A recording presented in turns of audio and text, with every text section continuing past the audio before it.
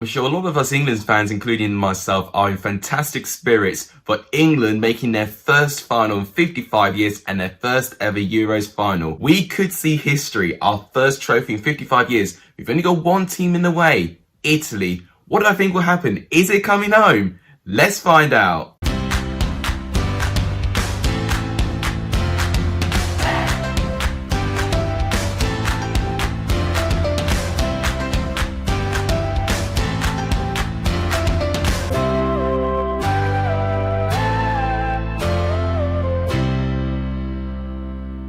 What is up everyone, welcome back to a brand new video on the channel. I won't lie, when I do my reaction video to this game, I want to be belting out Southgate You're the One and It's Coming Home by the Lightning Seeds. I want to, but we have got a really tough game on our hands against an Italy side who've not lost a game in over 3 years. So it's going to be very, very interesting to see what the final result is going to be. I'm going to show you the final results of the Prediction League after this game has taken place. And I'll announce the winner of the Prediction League and I'll also announce the winner of the Fantasy League as well. I'm going to make sure I won't show this way just to leave a little bit of suspense. If you guys like what you see, please make sure you do give this video a like. If you think it's coming home, do leave a comment and please subscribe to the channel. It does really help. We're 4 subscribers away last time I checked to 600 subscribers.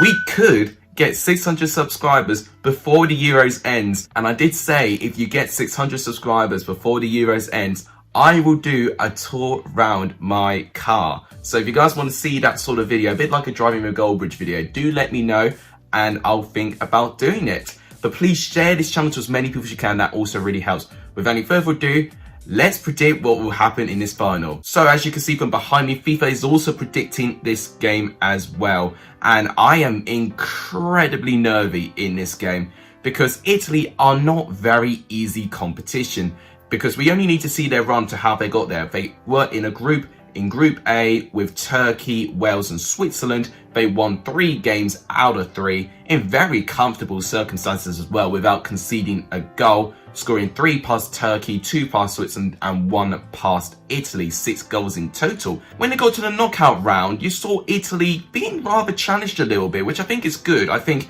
it definitely gave me a sign that, you know, Italy are probably not as strong as a lot of people thought they were. But what you've got to give praise for Italy for is that they always find a way to win in the toughest of situations. In the round of 16, they had a very tough game against a very resolute Austria side. It finished 0-0 after full time, but Italy with 2 quick-fire goals, and I know they conceded 1 late on, but it ended 2-1 to Italy, and ultimately that was just about enough to get them through. They had a very good performance against a Belgian side. It ended 2-1 to Italy, where Italy cruised into a 2-0 lead. A fantastic goal by Insigne as well. My reaction to that goal was a little bit extreme to say the least. Insigne! What a strike!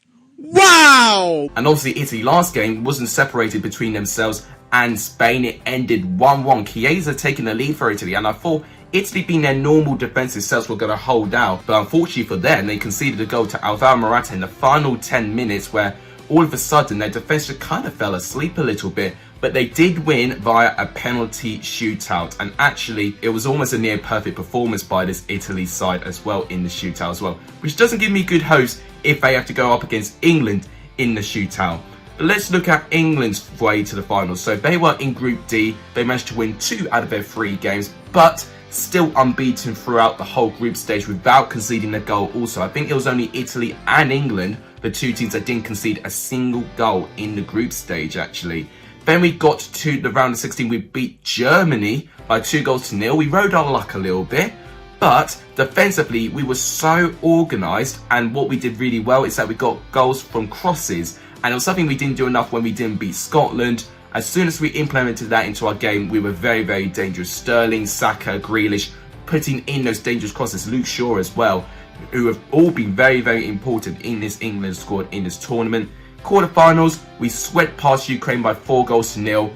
The first half was very, very difficult. We were 1-0 up, but in the second half, we completely showed our form. And obviously, it actually almost brought a tear to my eye for the fact that England were calm, composed, and they beat a team that was very well organised on paper. And then obviously semi-final, we narrowly, very narrowly edged them up by 2-1. Denmark taking the lead. Our first goal that England conceded as well from a set piece, actually. So actually, England have still not conceded a goal in open play, which is actually incredible.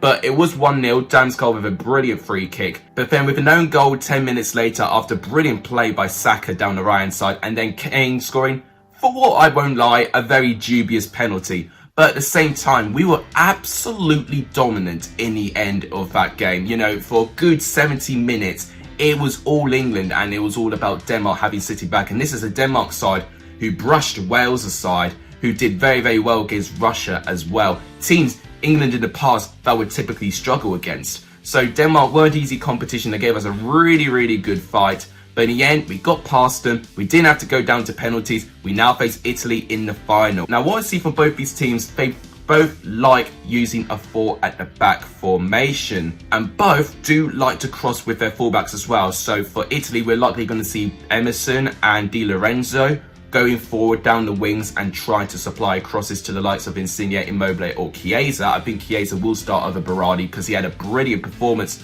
for Italy in the last 2 matches. He did well against Belgium and he did well in the recent game against Spain as well, getting Italy's only goal.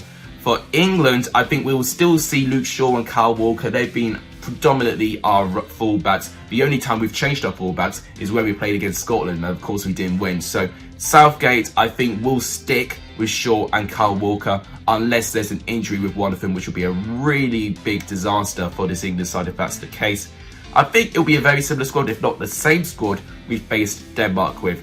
Saka might be the only one I'm having a little bit of doubt whether he may start. He could have Sancho in that place, but I don't think Saka had a really bad game. Defensive midfielders I think will stay the same as well. I think Southgate is definitely going to make it a bit safe and make sure he doesn't make any silly changes.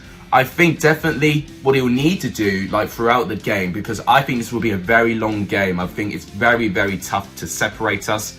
I think Rice and Phillips will eventually both be subbed off, maybe for the expense of Henderson and Bellingham, which I think both of them can still work together as well. Now, what I see going throughout this game is that there's going to be a lot of mind games, but we have got our own strengths and weaknesses. You know, Italy's strength, as I said, you know, is them being very clinical and their fullbacks pushing forward. And 9 times out of 10, you know, their midfield is actually brilliant as well. I was a bit disappointed with it against Spain, but most of the time, Italy's midfield is really, really good. And what's good about Italy, they can make sudden moments like this. One long direct ball, they could be through on goal. They are very, very good and very versatile in their play as well. But England are the same as well. We can play a lot of tiki-taka stuff if we can, but most of the time we don't. It's very defensive and pragmatic. But what we have improved is our direct style of play, and it has caught teams out. And one weakness I see with this Italy side is that I see Chiellini and Bonucci as 2 very experienced centre-backs, but not the quickest. And it's a problem that England centre-backs have had over the years. You know, a lot of people would put a direct ball over the back line and then we would get a pacey striker to get in the middle of them and scoring. We need to do to Italy for what they've done to us over the years for when we've played against these tough teams. I think England will have more of the ball as well. I think what we saw with Italy against Spain, I think they're happy not to have a lot of the ball, especially for how much they did restrict Spain and for how good they are at the back. I think likewise with England, they just got to be very, very patient.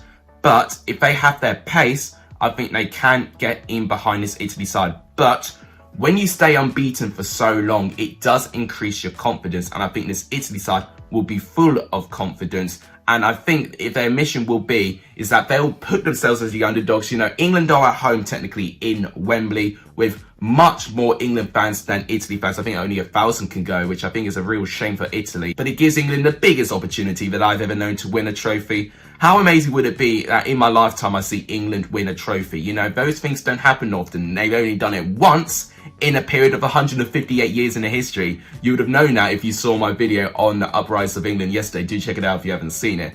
But with this game to predict it, oh my gosh, I don't know what to say.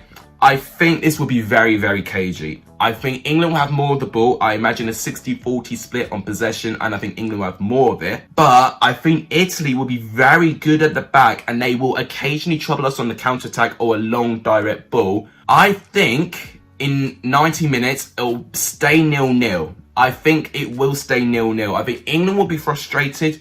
Italy will have their chances, and I think Pickford may be called upon a couple of times. So then we go to extra time. So 30 minutes for one of these teams to get a winning goal. FIFA has gone for 1-0 Italy with Berardi getting the only goal for Italy. I'm going to go opposite. I'm going to go with my heart rather than my head. My head's telling me, when you look at this quality, if I were to go with my head, I'll say it's 0-0 after extra time and Italy win on penalties, which is exactly what they did to us last time we played against them in a championship. It was actually Euro 2012 when they knocked us out in the quarterfinals by a penalty shootout with the game ending 0-0 at full time.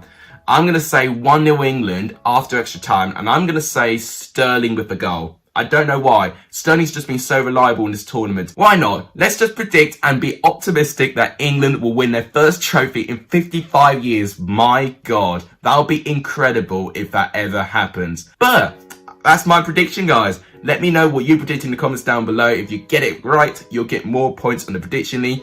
After the Euros ends, I'll announce the winner of the prediction league, and I'll also announce the winner of the fantasy league as well. If I can get my hands on some prizes, I'll make sure I let you guys know about that as well. But that will wrap it up for today's video. Gosh, it feels like the end. I really enjoyed this Euros tournament. It's sad that it's coming to an end tomorrow. But if you guys liked what you see and if you think it's coming home, please give the video a like. It does help. Please subscribe if you haven't. It does really help. We're nearly at 600 subscribers. To get 600 subscribers before Euros ends will be incredible. And please share this channel to as many people as you can. That really helps. But thank you guys so much for watching. You guys are legendary if you saw the end of this video. And as always, I'll see you guys very, very soon.